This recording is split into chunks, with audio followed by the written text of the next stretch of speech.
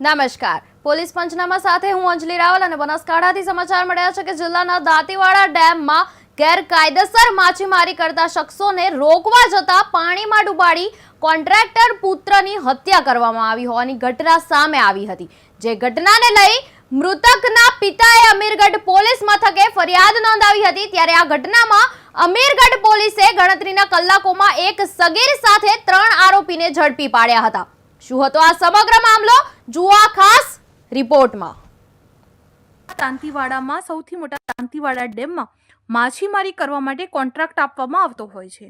ત્યારે દાંતીવાડા ડેમમાંથી માછીમારી કરવા માટેનો પાલનપુર જામપુરા ખાતે રહેતા મુસ્તફાભાઈ માકણોજીયાનો કોન્ટ્રાક્ટ હતો। તેમનો કોન્ટ્રાક્ટ દરમિયાન 4 શખ્સો જાળી રાખી ગેરકાયદેસર ફિશિંગની કામગીરી કરતા હોવાનું મુસ્તફાભાઈના ધ્યાને આવતા તેમના દ્વારા રોકવામાં આવ્યા હતા।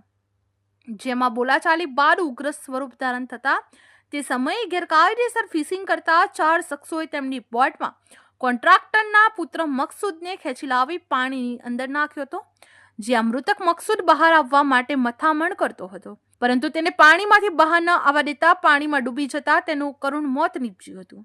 ત્યારે આ ઘટનાને લઈ મૃતકના પિતા મુસ્તફાભાઈ અમીરગઢ પોલીસને જાણ કરતા પોલીસ SDRFની મદદથી મૃતદેહને શોધી કાઢ્યો હતો। આ અંગેની ફરિયાદ મુસ્તફાભાઈ અમીરગઢ પોલીસ સ્ટેશનમાં નોંધાવતા DYSP કૃણાલસિંહ પરમાર અને અમીરગઢ PI BD ગોહિલ દ્વારા જુદી જુદી ટીમો બનાવી તપાસ શરૂ કરવામાં આવી હતી। અલગ અલગ લોકેશન ટ્રેસ કરી અમીરગઢ પોલીસે કરણસિંહ જેણુસિંહ વાઘેલા રહે રામપુરા, તાલુકો અમીરગઢ, નરેશસિંહ મહેન્દ્રસિંહ રામપુરા, યુવરાજસિંહ અશોકસિંહ રામપુરા, અમીરગઢ સહિત એક સગીર યુવકને ઝડપી લેવામાં આવ્યો હતો। જેમની પૂછપરછ દરમિયાન સમગ્ર ઘટના સામે આવી હતી, જેથી પોલીસે 2 દિવસના રિમાન્ડ મેળવી વધુ તપાસ હાથ ધરવામાં આવી। જો કે આ હત્યાના ગુનામાં સામેલ કરણસિંહ વાઘેલા 3 ગુનામાં વોન્ટેડ છે। 2 ગુના દાંતીવાડા પોલીસ સ્ટેશનના, જેમાં ખૂન કરવાની કોશિશ અને પ્રોહિબિશન તેમજ વિસનગર પ્રોહિબિશનના ગુનામાં વોન્ટેડ છે। ત્યારે અમીરગઢ પોલીસે હાલ 4 આરોપીઓને ઝડપી પાડી વધુ તપાસ હાથ ધરવામાં આવી છે। તારીખ 8/10/2025 ના રોજ દાંતીવાડા જે ડેમ છે ત્યાં ફિશિંગનો કોન્ટ્રાક્ટ આપણા જે ફરિયાદી છે મુસ્તફાભાઈ અબ્દુલભાઈ માકણોજીયા, તેઓનો ફિશિંગ કોન્ટ્રાક્ટ હોય। દિવાળી પછી તે લોકોનું ફિશિંગ સ્ટાર્ટ થનાર હોય, તો તેઓ ચોકિયાત એટલે કે પહેરો રાખતા હતા સ્પીડ બોટની મદદથી। જે દરમિયાન તેઓના ધ્યાને આવેલું કે જે 4 આરોપીઓ છે, નરેશસિંહ, મહેન્દ્રસિંહ, યુવરાજસિંહ અશોકસિંહ, કરણસિંહ જેણુસિંહ અને એક કાયદાના સંઘર્ષમાં આવેલ કિશોર, તો જે આરોપીઓ છે તે અનધિકૃત રીતે ફિશિંગ ત્યાં કરતા હતા। અને જે ધ્યાને આવતા તેઓ એમને અટકાવવા જઈ કે આ ફિશિંગ છે એ લીગલ નથી, તો એ દરમિયાન આરોપીઓએ એમની સાથે બોલાચાલી કરી, ત્યારબાદ ઝપાઝપી કરી અને જે મરણ જનાર છે મકસૂદભાઈ મુસ્તફાભાઈ, તેમને તેઓ પોતાની બોટ ઉપર ખેંચી લાવે છે અને બોટમાંથી ધક્કો દઈ અને પાણીમાં પડી જાય છે જ્યારે મરણ જનાર, ત્યારબાદ તેઓને પાણીની બહાર આવવા દેતા નથી। આવી રીતે તેઓનું મૃત્યુ નિપજાવે છે અને જેઓની બોડી આપણે 10 તારીખ ના રોજ SDRF ટીમની મદદથી આપણે બહાર કાઢેલી હતી અને જે 4 આરોપીઓ છે તેઓને 12મી તારીખના રોજ અટક કરેલા હતા અને હાલ આરોપીઓ 2 દિવસના રિમાન્ડ પર છે। તો વધુ તપાસ દરમિયાન ધ્યાને આવેલું કે એક જે આરોપી છે કરણસિંહ જેણુસિંહ અનુપસિંહ વાઘેલા, આ આરોપી 3 ગુનામાં વોન્ટેડ છે। 2 ગુના છે દાંતીવાડા પોલીસ સ્ટેશનના, જે 109(1) એટલે કે ખૂન કરવાની કોશિશ, આ ગુનામાં વોન્ટેડ છે। Bureau report KTV news Gujarati, Banaskantha. જામનગરના ઠેબા ગામના બ્રાસપાટ વેપારી કૌશિક અગ્રાવત સાયબર ફ્રોડનો ભોગ બન્યા છે। અજાણ્યા ઠગોએ તેમને ઊંચા વળતરની લાલચ આપી ઓનલાઈન છેતરપિંડી કરી હતી અને વેપારીએ કુલ ₹1.87 કરોડની રકમ વિવિધ ટ્રાન્ઝેક્શનમાં ગુમાવી દીધી હોવાનું જાણવા મળી રહ્યું છે। ઘટનાની ફરિયાદ જામનગર સાયબર ક્રાઇમ પોલીસ સ્ટેશનમાં નોંધાઈ છે અને પોલીસે 3 રાજ્યોમાં તપાસ શરૂ કરી છે। શું હતો આ સમગ્ર મામલો, જુઓ આ ખાસ રિપોર્ટમાં। સાયબર ઠગ ટોળકીનો શિકાર બન્યા હતા અને ઓનલાઈન ટ્રેડિંગ કંપનીમાં ઇન્વેસ્ટમેન્ટ કરવાના બહાને 7 મહિનાના સમયગાળા દરમિયાન કટકે 1,87,00,000 જેવી માતબર રકમનું રોકાણ કરી લીધા બાદ સાયબર ચોર ટોળકી એકાઉન્ટ બંધ કરી દઈ વેપારીના નાણાં પચાવી પાડતા એકાઉન્ટ બંધ કરી દેવામાં આવ્યા હતા। આ મામલો સાયબર ક્રાઇમ પોલીસ મથકમાં લઈ જવાયો હતો અને અજાણ્યા શખ્સો સામે ગુનો દાખલ કરવામાં આવ્યો હતો, જે બાબતે તપાસનો ધમધમાટ શરૂ કરાયો છે અને મધ્યપ્રદેશ, હૈદરાબાદ તેમજ મુંબઈ તરફ તપાસનો દોર લંબાવાયો છે. અનેક સંકમતની પૂછતાછ કરવામાં આવી રહી છે. જામનગર તાલુકાના ઢેબા ગામમાં રહેતા અને બાસ્પ્રટના વેપાર કરતા કૌશિકભાઈ જયસુખભાઈ અગ્રવાત નામના વેપારીએ જામનગરના સાયબર ક્રાઇમ પોલીસ મથકમાં અજાણ્યા શખ્સો વિરુદ્ધ ફરિયાદ કરવા જણાવ્યું છે કે પોતાના વોટ્સએપ કોલ મારફતે કોન્ટેક્ટ કરી ટ્રેન્ડિંગ એડવાઇઝર તરીકેની ઓળખ આપી અને અલગ અલગ કંપનીની સ્કીમમાં રોકાણ કરી ઊંચું વળતર મેળવવાની લાલચ આપી તેની પાસેથી કટકે 1,87,44,407 જેવી માતબર રકમ ઓનલાઈન ટ્રાન્સફર કરાવી દીધી. આ બાદ વળતર પરત નહીં આપી વિશ્વાસઘાત અને છેતરપિંડી કરવાનું જાહેર કર્યું છે. ફરિયાદી વેપારીને જાન્યુઆરી માસમાં વોટ્સએપમાં એક મેસેજ આવ્યો હતો અને એ કંપનીને પ્રોફાઇલ મૂકવામાં આવી હતી, જેમાં સિલ્વર, ગોલ્ડ અને પ્લેટિનમ જેવી અલગ અલગ મેમ્બરશિપની સ્કીમમાં નાણાંનું રોકાણ કરવાથી મોટો પ્રોફિટ મળે છે તેવી લાલચ આપીને કટકે રોકાણ શરૂ કરાવ્યું હતું અને મેમ્બર બનાવ્યા હતા. ત્યારબાદ વોટ્સએપની પ્રોફાઇલમાં તેઓને મોટો પ્રોફિટ થઈ રહ્યો છે તેવું દર્શાવી વધુને વધુ રોકાણ કરાવી રાખ્યું હતું, જેથી વેપારીઓ દ્વારા જામનગરી પોતાની બેંકના ખાતા મારફતે મહારાષ્ટ્રની એક બેંકના એકાઉન્ટમાં કુલ 1,87,44,407ની રકમ ટ્રાન્સફર કરી હતી.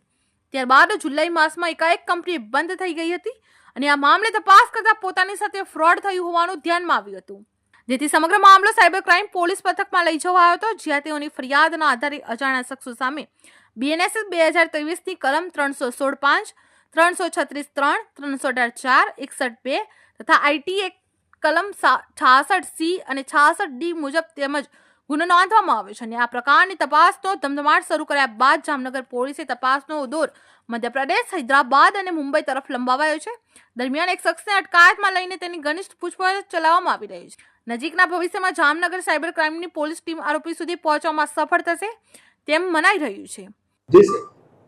Jamnagar cyber crime police station દ્વારા ફરિયાદ નોંધવામાં આવેલી છે, જેમાં એક જે ફરિયાદી છે એમને એક અજાણ્યા વોટ્સએપ નંબર ઉપરથી કોન્ટેક્ટ કરવામાં આવેલો હતો અને પોતાની ટ્રેડિંગ એડવાઇઝર તરીકેની ઓળખ આપવામાં આવેલી હતી. અને આ ટ્રેડિંગ એડવાઇઝર દ્વારા તેમને અલગ અલગ એક metaxoptions.com નામની વેબસાઇટ ઉપર ઇન્વેસ્ટમેન્ટ માટેનું એમનું એકાઉન્ટ અને વોલેટ ને લોગિન આઈડી બધું આપી, જેમાં તેમને અલગ અલગ કંપનીઓ, અલગ અલગ કોમોડિટીઝમાં ટ્રેડિંગ કરવામાં આવેલું હતું અને કુલ આ જે ફરિયાદી છે એમની પાસેથી 1,87,44,407 આશરેની રકમ અલગ અલગ બાબતોમાં ઇન્વેસ્ટ કરાવડાવવામાં આવેલી હતી, જે ખરેખર એક એની સાથે ફાઇનાન્શિયલ ફ્રોડ આ બાબતનું થયેલું હતું. જે અંગે સાયબર ક્રાઇમ પોલીસ સ્ટેશન દ્વારા આ બાબતની ગંભીરતાને જોતા સાયબર ક્રાઇમ પોલીસ સ્ટેશનમાં કુલ ભારતીય ન્યાય સંહિતાની કલમ 316(5), 336(3), 318(4), 61(2) તેમજ IT એક્ટની કલમ 66C અને 66D મુજબનો ગુનો નોંધવામાં આવેલો છે. અને જે આ અજાણ્યા વોટ્સએપ નંબર પરથી જેણે આ સંપર્ક કર્યો હતો એ અને જે બેંક ઓફ મહારાષ્ટ્રના જે એકાઉન્ટના ખાતામાં જે આ પૈસા એમના ટ્રાન્સફર થયેલા છે દિવાન એન્ટરપ્રાઇઝમાં, આ બંને વ્યક્તિઓ વિરુદ્ધ ગુનો દાખલ કરી અને આગળની ટેકનિકલ તપાસ અને અલગ અલગ તપાસો હાલ ચાલુ છે. Bureau report KTV news Gujarati, Jamnagar. જામનગરમાં સગીરા પર દુષ્કર્મ આચરવાનો ગંભીર બનાવ સામે આવ્યો છે. શહેરના સિટી A ડિવિઝન પોલીસ સ્ટેશનમાં આ મામલે ગુનો નોંધવામાં આવ્યો છે અને પીડિતા સગીરાના પિતાએ 2 શખ્સો વિરુદ્ધ પોલીસ ફરિયાદ નોંધાવી છે. ફરિયાદ મુજબ જિગ્નેશ શાંતિલાલ પરમાર અને યશ ઉર્ફે ભોલો અમૃતલાલ કણઝારિયા નામના બંને આરોપીઓએ સગીરાને પ્રેમ જાળમાં ફસાવી હતી અને બાદમાં તેને ઇકો ગાડીમાં લઈ જઈ દુષ્કર્મ આચર્યું હતું. પોલીસે બંને આરોપીઓ વિરુદ્ધ પોક્સો એક્ટ સહિતની કલમો હેઠળ ગુનો નોંધીને વધુ તપાસ હાથ ધરી છે. શું હતો આ સમગ્ર મામલો, જુઓ આ ખાસ રિપોર્ટમાં. તાને બ્લેકમેલ કરવાની ધમકી આપીને અપહરણ કરીને અવાવરૂ જગ્યા લઈ જઈ બળજબરીથી 2 શખ્સોએ ગેંગ રેપ કર્યાની ફરિયાદ પરથી પોલીસે તપાસનો ધમધમાટ આદરીને નાસી છૂટેલા બંને શખ્સોને જૂનાગઢ ખાતેથી ઝડપી લઈને રિમાન્ડ માટેની તજવીજ હાથ ધરવામાં આવી છે. શહેરમાં રહેતી 15 વર્ષની કિશોરીને જિગ્નેશ શાંતિલાલ નામના શખ્સે બદકામ કરવાના ઈરાદે પ્રેમજાળમાં ફસાવી હતી અને સગીરાને પોતાના ઘરમાં જ 6 માસના ગાળામાં 10 થી 12 વખત દુષ્કર્મ આચર્યું હતું. બાદમાં શખ્સે સગીરાને બ્લેકમેલ કરવાની ધમકી આપી બોલાવીને ઇકો કારમાં બેસાડી અપહરણ કરી હાપૈયાડવાડા રોડ ઉપર આવેલા સત્વર જડગોડવાવાડીની વાડી તરફથી બાવળડી કાંટામાં લઈ ગયો હતો. તે આરોપી જિજ્ઞેશ શાંતિલાલ પરમાર અને યશવંત ઉર્ફે ભોલો અમૃતલાલ કંજારિયાએ વારાફરતી બળજબરીથી ઇકો કારમાં બંને શખ્સોએ વારાફરતી સગીરા પર ગેંગ રેપ દુષ્કર્મ આચર્યું હતું.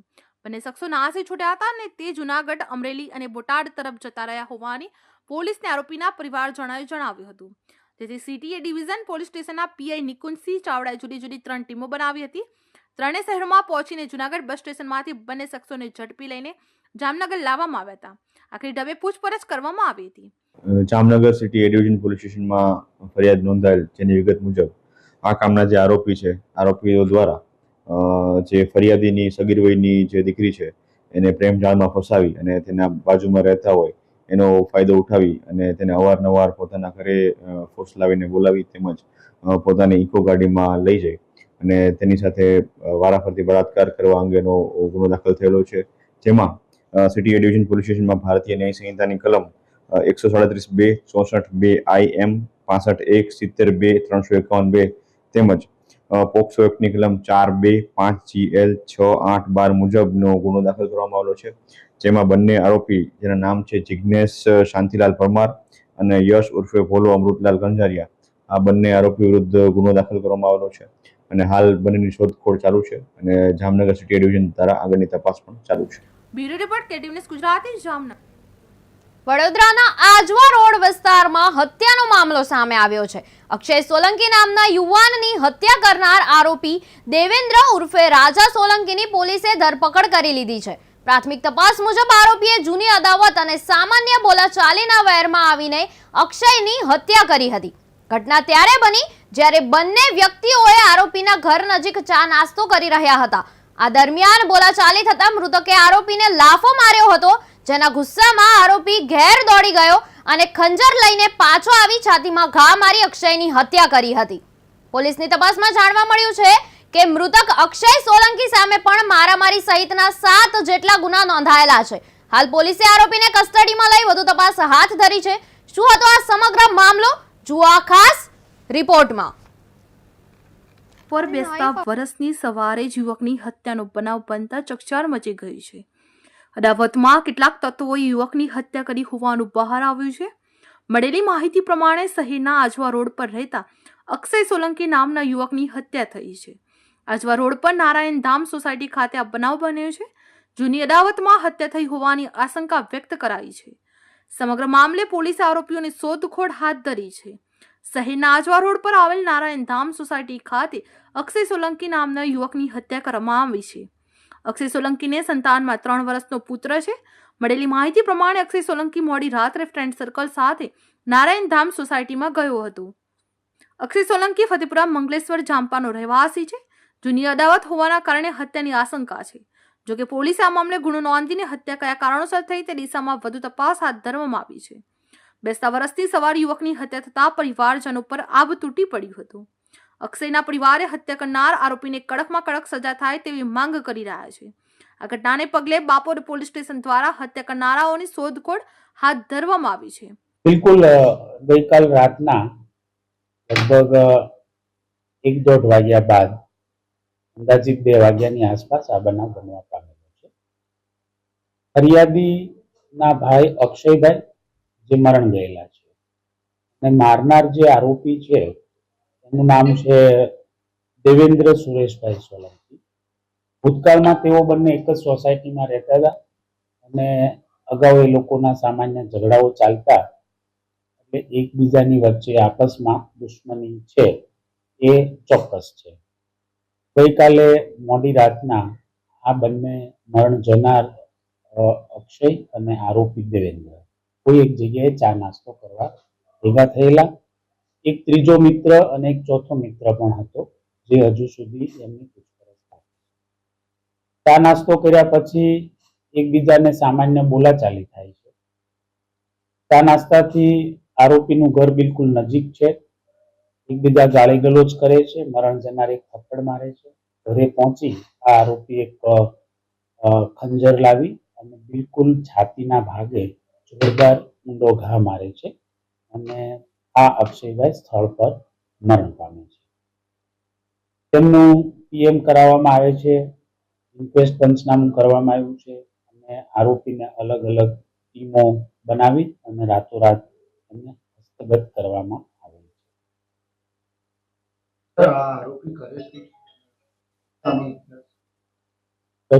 આરોપીનું બેકગ્રાઉન્ડ હા, આરોપી એક મજૂરી કરે છે, સફાઈ કામનું પોતાનું કામ છે. એવું કોઈ આર્થિક રીતે સદ્ધર નથી, પરંતુ મેરિડ છે. એમની વાઈફ સાથે એમને બનતું નથી. અહીંયા એકલો છે. થોડો ઘણો કદાચ માનસિક રીતે અસ્વસ્થ હોઈ શકે. કેટલા ગુનાઓ ધંધો આરોપી વિરુદ્ધનો માત્ર એક જ ગુનો છે જે પોલીસ દફતરે નોંધાયેલો છે, જે પ્રોહિબિશનનો ગુનો છે. અને પ્રોહિબિશનના ગુનાના કારણે એમના વિરુદ્ધમાં અટકાયતી પગલાં લેવામાં આવેલા છે. જે મરણ જનાર છે એમના વિરુદ્ધ ટોટલ 7 ફોજદારી ગુનાની એફઆઈઆર થયેલી છે. જે તમામ ગુનાઓ મોટા ભાગે શરીર સંબંધી ગુનાઓ છે. 324, 25, 26 અને ધાકધમકીઓના છે. એક એનસી ગુનો છે અને 3 અટકાયતી પગલાં લેવાયેલા છે. આરોપી પકડાયો છે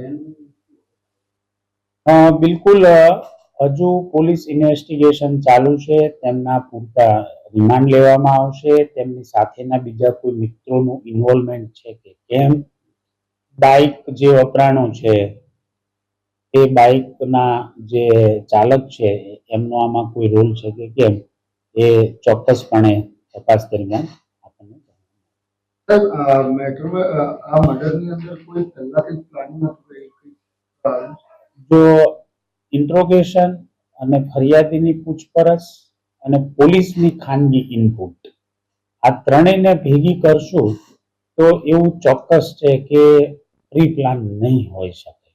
બટ ઇન્વેસ્ટિગેશન ચાલુ છે, ફર્સ્ટ ડે છે.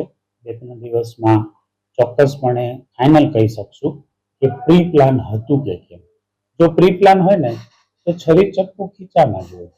આ ઘરેથી લઈ આવ્યો છે ફાઇનલ છે, એટલે એની જૂની દુશ્મનાવટ છે, એટલે એને બદલો લેવાની ભાવના હોઈ શકે અને કાલે ચાન્સ મળી ગયો તો એમને હુમલો કરી દીધો.